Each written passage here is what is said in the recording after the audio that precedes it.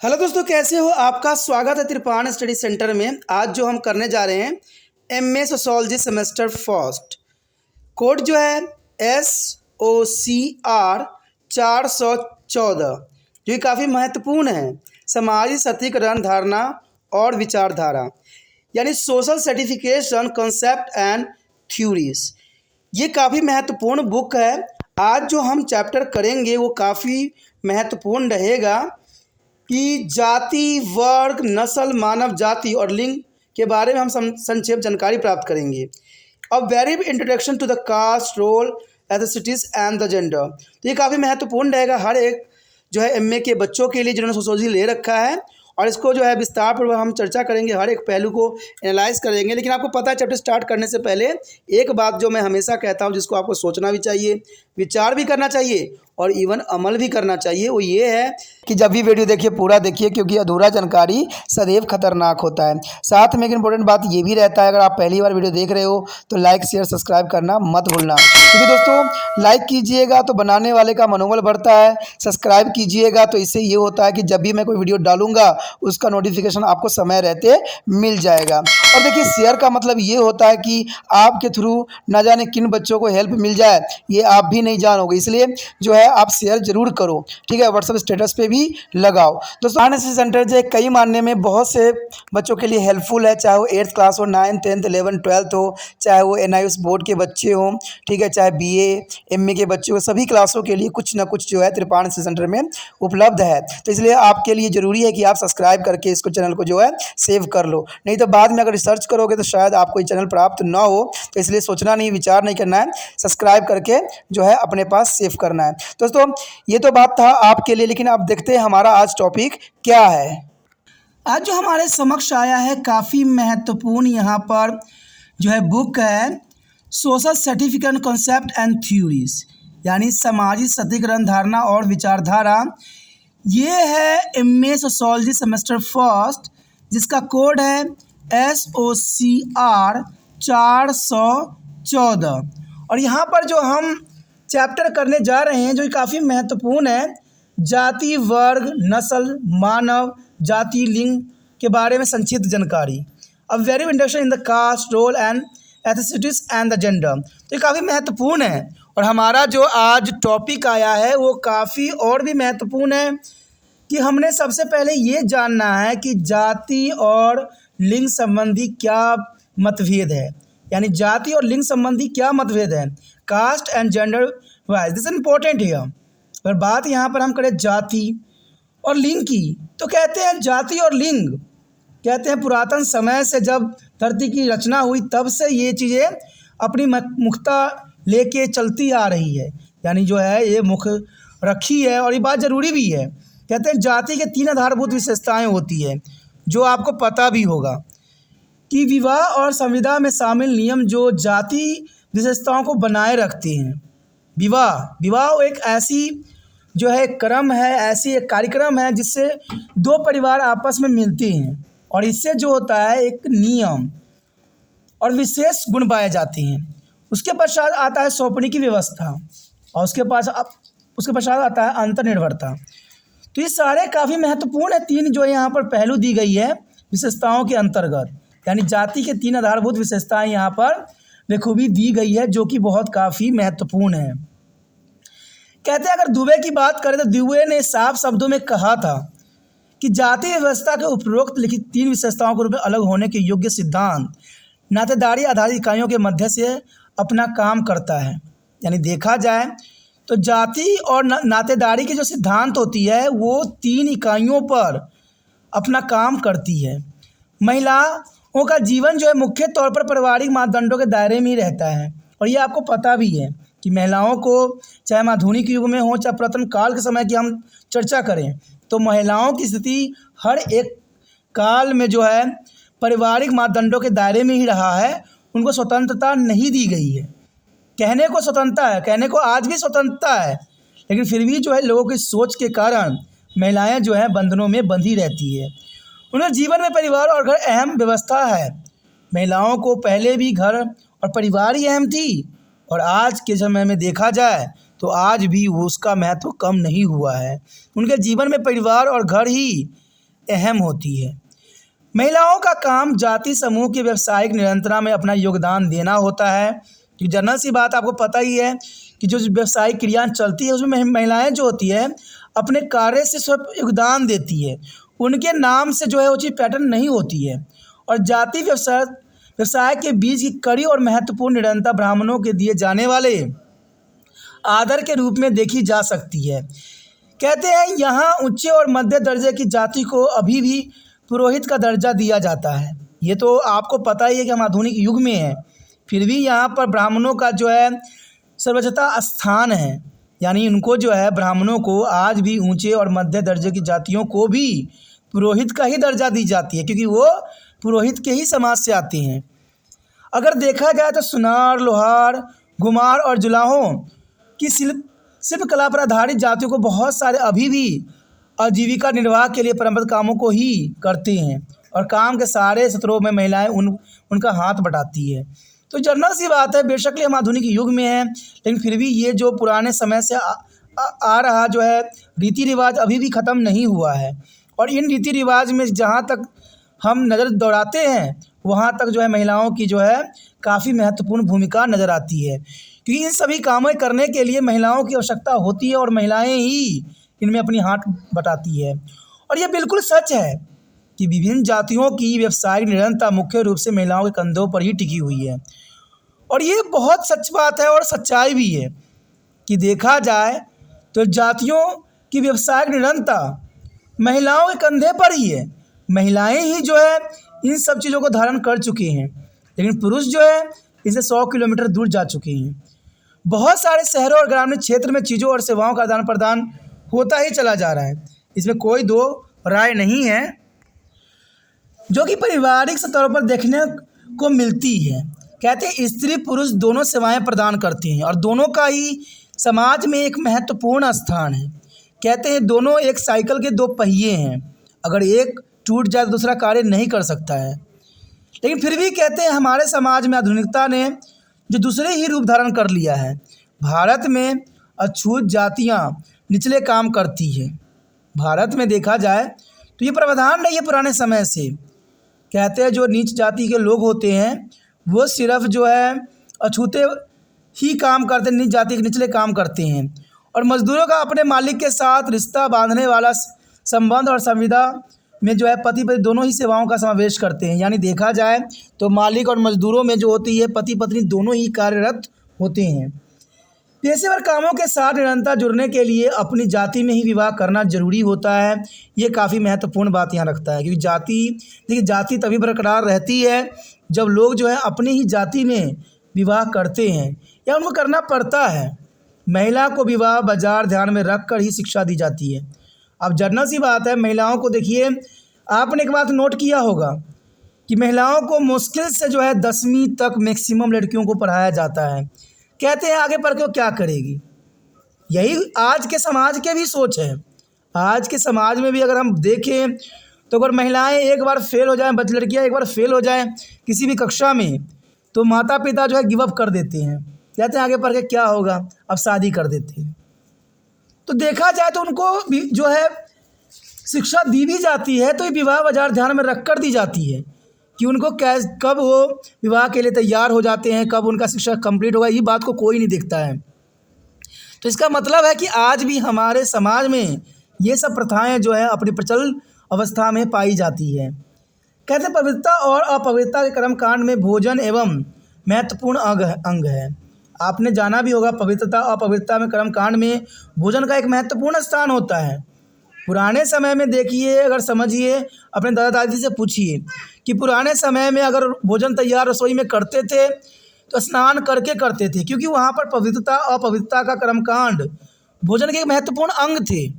महिलाओं का भोजन से संबंधित हिदायतें, प्रतिबंध, नातेदारी, विवाह और लैंगिकता के सिद्धांत के अधीन आते हैं और ये सब महिलाओं के लिए ही सारे रूल रेगुलेशन बनाए गए थे, क्योंकि महिलाएं ही इस पर काफ़ी जो है मिली जुली रहती है, इसलिए हिदायतें भी दी जाती है, प्रतिबंधित भी की जाती है, जो कि काफ़ी महत्वपूर्ण है।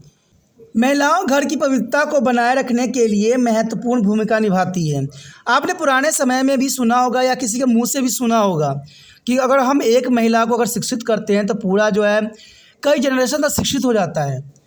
तो जनरल सी बात है, अगर महिलाएं घर की पवित्रता को अपने बनाए रखने के लिए महत्वपूर्ण भूमिका निभाती है और पवित्रता और अपवित्रता के बुरी नज़र से संबंधित सुरक्षा का काम महिलाओं के परिक्रम रक्षण और भोजन बनाने और इसके वितरित करने जैसे कामों पर अनेक प्रतिबंध बनाए हैं। यानी महिलाओं के लिए हर क्षेत्र में हर तरह के बाधाएं हैं। आपने कभी कभी बुजुर्गों से सुना होगा कि महिलाएं तो होती है अपवित्र होती है, पुरुष तो हर समय पवित्र होते हैं। इसलिए कभी कभी कोई पूजा पाठ करना भी होता है तो पुरुष जो भी मर्जी जैसे भी मर्जी कंडीशन में हो, बड़े बुजुर्ग यही कहते हैं पुरुष तो हमेशा पवित्र होते हैं, ये कार्य कर सकते हैं। लेकिन यही बात महिला पे लागू होती है तो उन पे प्रतिबंधित कर दिया जाता है कि महिलाएं ये कार्य नहीं कर सकती हैं। अब देखिए ये कैसी प्रावधान है, कैसे यहाँ पर सोच विचार आ रहा है लिंग के संबंधी, जबकि पुरुष इन संदर्भ में हमेशा स्वतंत्र रहे हैं। कहते हैं पुरुषों पर इस तरह के कभी भी विचारधारा लागू नहीं की गई है, जो बहुत बड़ी विडंबना है हमारे समाज की। और यह भी व्यापक धारणा है कि महिलाएं अपनी जाति के पुरुष के समान पवित्र नहीं होते हैं। अब देखिए ये बात भी काफ़ी व्यापक है कि महिलाएं अपनी जाति के पुरुषों के समान पवित्र नहीं होती है। यानी आपके जाति का है फिर भी वो पवित्र नहीं है, ये कैसे हो सकता है? महिलाएं पवित्र है या पवित्र है ये कैसे आप निर्धारित कर देती हो? क्या पुरुष अब जितना भी गलत कर ले वो पवित्र ही होता है? ये कहाँ का रूल रेगुलेशन है? तभी तो कहते हैं यहाँ पर जो थिंकनर्स ने बहुत अच्छी बात और बहुत ही महत्वपूर्ण कंसेप्ट के लेके आगे चला है कि जाति वर्ग और जो लिंग की भेदभाव है हमारे समाज में वो बहुत ही दुखदायक परिस्थिति को यहाँ पर उजागर करता है। कहते हैं विवाह और लैंगिक संबंध ऐसे मुद्दे हैं जिसमें जाति महिलाओं की अतिक्रमण करता है और महिलाओं का पुरुषों के साथ बात करने के प्रतिबंध भी लगाती है। देखिए ये हमारे समाज का सबसे बड़ा कुरीतियाँ हैं कि महिलाओं को पुरुषों से बात करने पर प्रतिबंध लगाए जाते हैं। जो जाति में महिला लैंगिकता का महत्वपूर्ण घटक है, एक और वंचित महिलाओं को अपने गर्भावस्था का एक अनर्थ है, क्योंकि प्रतिस्थापित समाज में जाति सीमा का मुद्दा और उनकी अपनी अपनी शुद्धता शामिल होती है। हर काल में मैंने देखा है, जाना है, समझा है कि ये अपनी अपनी शुद्धता को बनाए रखती हैं। आपने हिटलर की भी स्टोरी सुना होगा, जाना होगा, कभी छोटे क्लास के बच्चों की किताब पढ़ा होगा तो पता होगा। और ये 9th क्लास में हिस्ट्री में है ये बात कि उस समय हिटलर ने भी इसी रीति का अनुसरण किया था कि वो महिलाओं को एक बच्चे जन्म देने वाला मशीन समझता था। और आप ये भी जान के हैरान हो जाओगे कि उसने महिलाओं को बच्चे देने के लिए प्राइस भी उसने निर्धारित की थी कि उसने कहा था कि शुद्ध ब्लड होना चाहिए। और आपको पता है जैव जो यहूदी होते थे उनसे वो नफरत करता था। अगर महिलाएं 2 बच्चों को जन्म देती थी तो उनको पुरस्कार दी जाती थी, 3 वालों को सिल्वर दी जाती थी और 4 से अधिक वालों को गोल्ड मेडल दी जाती थी। अब देखिए कैसे सोच विचार है। और हिटलर ने साफ विचार रखा था कि महिलाओं का काम घर को ही संभालना होगा, बच्चे पैदा करने पड़ेंगे, यानी प्योर ब्लड को जन्म देना पड़ेगा। जब हिटलर ने भी यही विचारधारा रखा तो आज का समाज भी तो वही है। समाज कहाँ चेंज हुआ है? समाज अभी भी बरकरार है, क्योंकि कहते हैं वर्तमान समाजों में जाति सीमा का मुद्दा और उनकी अपनी अपनी शुद्धता शामिल करने के लिए हमेशा अग्रसर रहते हैं। पारिवारिक भूमिकाओं का आदर्श महिला मर्यादा और महिलाओं को कुमार्यता पर विशेष नज़र रखी जाती है। देखिए ये काफ़ी हमारे समाज की बहुत ही घटिया नज़रिया है कि पारिवारिक भूमिका का आदर्श, महिला मर्यादा और महिलाओं की कुमारता पर नज़र रखी जाती है कि आज पुरुष जो मर्जी कर ले, लड़कियां कुमारी ही होनी चाहिए। और कुमारता पर तो काफ़ी ध्यान दी जाती है, महिलाओं को मर्यादा सिखाई जाती है, महिलाओं को हर बातों पर नज़र रखी जाती है, बट पुरुषों को नहीं रखी जाती है। तो ये हमारे समाज में लिंग भेदभाव बरकरार है जाति के अंतर्गत। कहते हैं पारिवारिक भूमिका के आदर्श महिला मर्यादाओं को रखते हैं और कहते हैं जीवन भी उसने अपने धर्म की शुद्धता को बनाए रखने की उम्मीद की जाती है। कहते हैं पूर्व यौवन चरण की शुद्धता को रूप में देखा और माना भी जाता है। यानी देखा जाए तो स्त्री को पूर्व यौवन चरण की शुद्धता है उसको बनाए रखने के लिए कहा जाता है। जैसे नवरात्रि के 8वें दिन कुंवारी कन्याओं की पूजा करना और उनके भोजन करवाना, इसमें उनके व्यवहारों को प्रतिबंधित किया जाता है और इसके लिए सर्वेक्षण और सत्कर्ता की जरूरत पर जोर दिया जाता है। भारतीय समाज में सामाजिक रूप से स्वीकार्य मॉडल के लिए प्रतिबंधित और नियंत्रित अलिंगता एक जो है पुण्य व्याख्या है। ये तो आपने भी देखा होगा और ये आप भी जानते होंगे। कहते हैं लैंगिक विषमता का सिद्धांत है, थ्योरी ऑफ जेंडर बेसिस। क्या है आखिर ये? तो ये काफ़ी महत्वपूर्ण यहाँ पर बात आती है। लैंगिक विषमता का सिद्धांत जाति गोत्र विवाह और दहेज के बीच अंतर जातियों के लैंगिक उत्पीड़न को बताता है। तो आप समझ गए होंगे कि लैंगिक विषमता का क्या सिद्धांत है।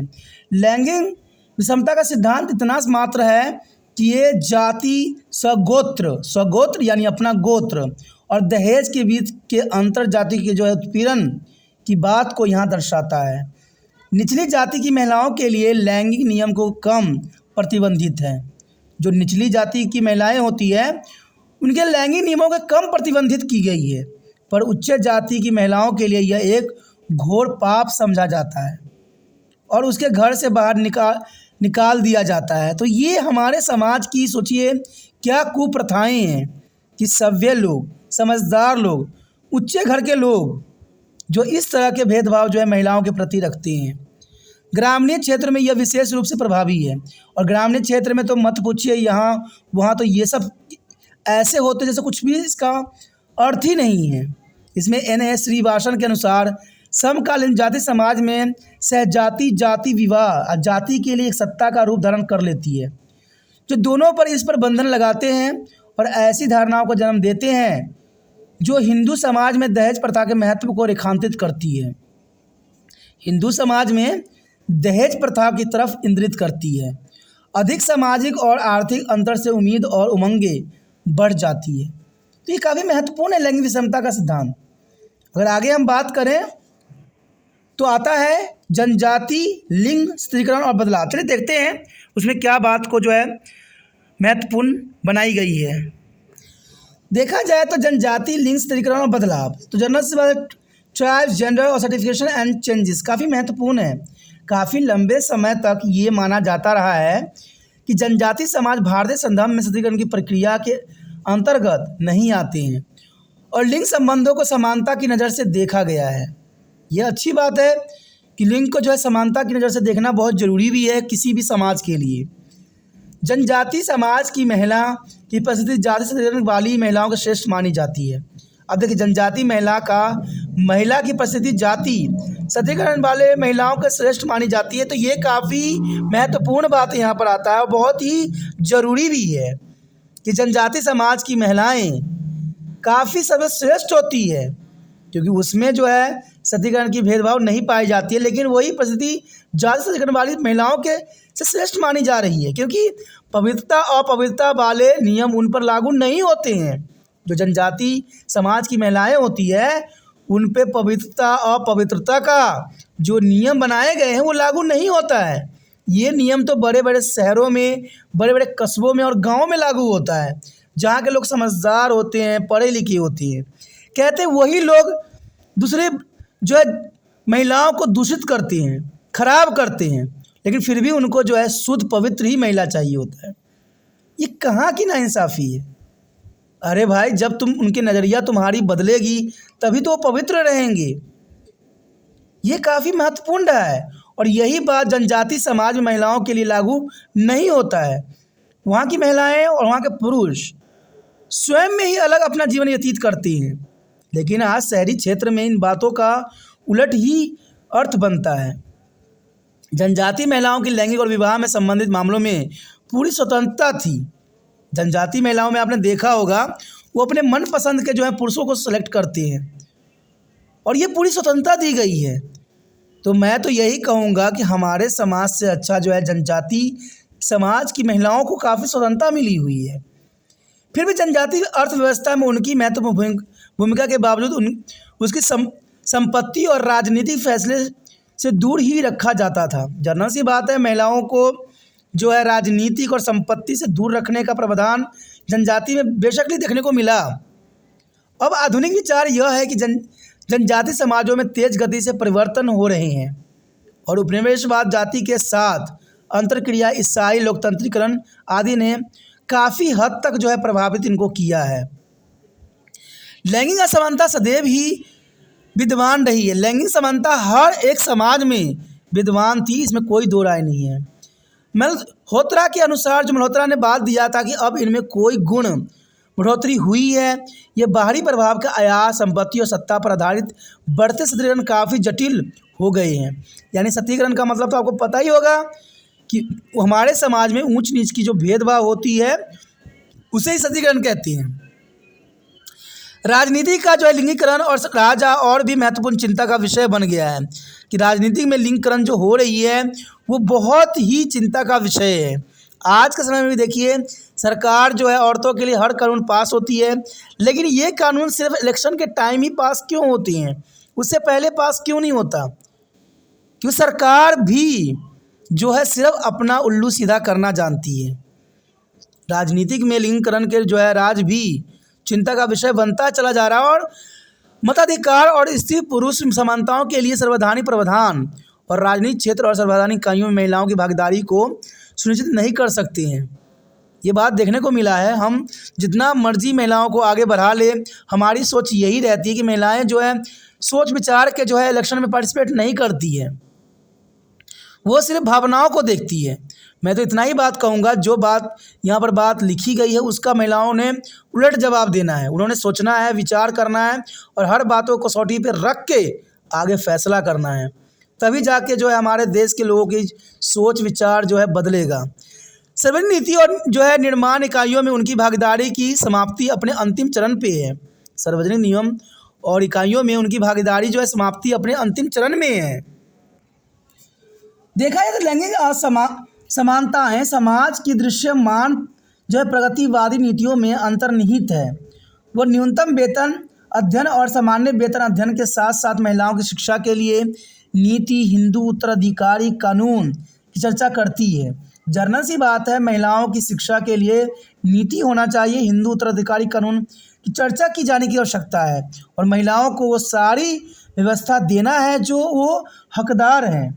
भारत में नारीवाद आंदोलन पर प्रभाव व्यापक सतह पर पड़ा है और भारत में नारीवाद आंदोलन चलता ही रहता है। उनमें जागरूकता पैदा हो गई है। स्त्री पुरुष विषमता और सशक्तिकरण के मुद्दे को उठाने वाले महिला संगठन भारतीय समाज में निचले स्तर पर लगातार अपना काम कर रहे हैं। यानी भारत में देखा जाए तो महिलाओं की आवाज़ उठाने के लिए हर तरह के जो है कानून, प्रावधान और जो है संगठन बनाए गए हैं। कहते हैं राष्ट्रीय अंतर्राष्ट्रीय अभिकरण ने गैर सरकारी संगठनों के काम के मध्य से आर्थिक और सामाजिक विकास के लिए ग्रामीण और जनजातीय क्षेत्रों में काम किया है। और महिला सशक्तिकरण के देखा जाए तो व्यवहारों में लागू भी किया गया है। महिला सशक्तिकरण के व्यवहारों में लागू किया गया है और वह एक नारा बन गया है और इसके परिणाम स्वरूप विकास की प्रक्रिया में महिलाओं की सक्रिय भागीदारी से निचले स्तर पर क्रांति दस्तक दे रही है। कहते हैं महिलाओं में आज बहुत बदलाव देखने को हमें मिला है, लेकिन कहते हैं गांधी जी विचारधारा रखते थे कि महिलाएं जिस दिन जो है अर्धरात्रि में निर्भय होकर घूम सके वो दिन समझिएगा कि आपका देश जो है स्वतंत्र हो चुका है। लेकिन क्या ऐसा संभव है? पर बिना अग्रवाल का मत है कि प्रभावी अधिकार ही महिलाओं का सशक्त संपन्न कर सकती है। यानी उनको अधिकार देने से ही ये प्रभावी भी हो सकती है और ये शक्ति संपन्न भी कर सकती है। महिलाओं को संघर्ष से ही समाज परिवर्तन होगा। जब तक महिलाएं बाहर नहीं निकलेगी, अपने आप को पूरी दुनिया में साबित नहीं करेगी, तब तक जो है समाज परिवर्तन नहीं होगा, जो सशक्तिकरण की निरंतरता को बनाए रखने में योगदान दे रहा है। देखा जाए तो कहते हैं महिलाओं को संघर्ष न करना और महिलाओं को चार दीवारी में अपने आप को जो है कैद कर लेना और अपनी दबावों को महसूस करके स्वयं चुप हो जाना, यही कारण है कि सशक्तिकरण की निरंतरता को बनाए रखने में ये योगदान दे रहा है कि सशक्तिकरण की जो भावना है वो जो है चलती ही चली जा रही है। उसके पश्चात हमारे समक्ष आता है कंक्लूजन, परिणाम। देखिए, ये तो हमने काफ़ी महत्वपूर्ण यहाँ पर टॉपिक पे विचार किया जो काफ़ी ज़रूरी था। जैसे कि हमने बात किया यहाँ पर ज़्यादा लिंग सशक्तिकरण के बदलाव, लैंगिक विषमता का सिद्धांत, ठीक है, तो काफ़ी महत्वपूर्ण यहाँ बात है। अगर इसी को हम निष्कर्ष के रूप में देखें तो उपयोग विवेचन से स्पष्ट है कि लिंग, वंश, जाति, वर्ग और परिस्थिति सामाजिक सशक्तिकरण के प्रतिबंधित और संगठित करती हैं। क्योंकि जनरल सी बात है, हम इसको गलत भी नहीं कह सकते और सही भी नहीं कह सकते, क्योंकि ये परिस्थितियाँ जो है सामाजिक सशक्तिकरण के प्रतिबंधित और संगठित भी करती हैं। पश्चिमी समाज में लिंग, वंश, जाति, सामाजिक संरचना का नियम करता है, जबकि भारतीय संदर्भ में स्थितिगत निर्धारण जाति, लिंग और वर्ग द्वारा होता है। अब देखिए, पश्चिमी समाज में लिंग, वंश और जाति सामाजिक को संरचना को निर्धारित करती है, और यहाँ पर जाति, लिंग और वर्ग कुछ अंतर आपको जरूर दिखा होगा। दोनों में अंतर ये है कि पश्चिम समाज में जो है वर्ग नहीं है, ठीक है, लेकिन इसमें जो है वर्ग है भारतीय संदर्भ में। तो ये बात काफ़ी महत्वपूर्ण रहता है कि पश्चिमी समाज में वर्ग का व्यवस्था नहीं है। जाति बेशक ली है, वंश बेशक ली है और लिंग बेशक ली है। कहते हैं सामाजिक जीवन और स्त्री और पुरुष के दैनिक परिस्थितियों के निहितार्थ के समझ को सामाजिक, वैधानिक और सांसारिक पहलुओं के रूप में प्रत्यात्मक तरीके से प्रदर्शित किया जाता है। लैंगिक जो है विभेदीकरण और सशक्तिकरण के प्रश्न से स्त्री और पुरुष को जो है असमानता और सिर्फ महिलाओं का अधीनता के रूप में समझा जाना चाहिए। यानी महिलाओं को जो है समाज में वही दर्जा मिलना चाहिए जो एक स्त्री जो है हकदार है। नारीत्व के संबंध में अभी हाल ही में किए गए शोध भी संरचना का सुझाव देते हैं और यह बताते हैं कि संस्कृति संरचना के रूप में लैंगिक स्वरूप किस प्रकार सारे समाज और संस्कृति में जो है व्यक्तिगत विशेषताओं की तुलना में जो है संबंधगत आयामों को व्यक्त करते हैं। तो ये काफ़ी महत्वपूर्ण है और काफ़ी ज़रूरी भी है। दोस्तों, आगे का टॉपिक हमारा रहेगा पश्चिम संस्कृति परिक्षेप में लिंग भेदभाव, gender based free of culture environment. तो आगे का टॉपिक और भी महत्वपूर्ण रहेगा, तो बने रहे तिरपान स्टडी सेंटर के साथ और जितना हो सके वीडियो को लाइक शेयर सब्सक्राइब करें, ठीक है, क्योंकि अगर आप मुझे प्रोत्साहित कीजिएगा तो आपके लिए और भी बहुत कुछ इसमें प्राप्त होगा, ठीक है। जैसे मैंने आपको हमेशा कहता हूँ कि आप मेरे लिए कीजिए, आपके लिए हम करेंगे, इसमें कोई दो राय नहीं है, ठीक है। अगर पहली बार मेरे चैनल पे आए हो, पहली बार वीडियो देख रहे हो तो जनरल सी बात है, चैनल को सब्सक्राइब कर लीजिए और सेव कर लीजिए अपने फ़ोन में, क्योंकि तभी जो है आपको जो है इसका नोटिफिकेशन मिल पाएगा। अगर आप सेव नहीं कीजिएगा तो जनरल सी बात है आपको नोटिफिकेशन नहीं मिलेगा और कई वीडियो से अनविक्त हो जाइएगा, क्योंकि आपको पता है कि यहाँ पर 8th से लेके MA तक के बच्चों के लिए बहुत कुछ है। तो सोचिए नहीं, विचार न कीजिए, जो रेड आपको सब्सक्राइब लिखा दिख रहा है उसको दबाइए और तिरपान से सेंटर के साथ जुड़ जाइए।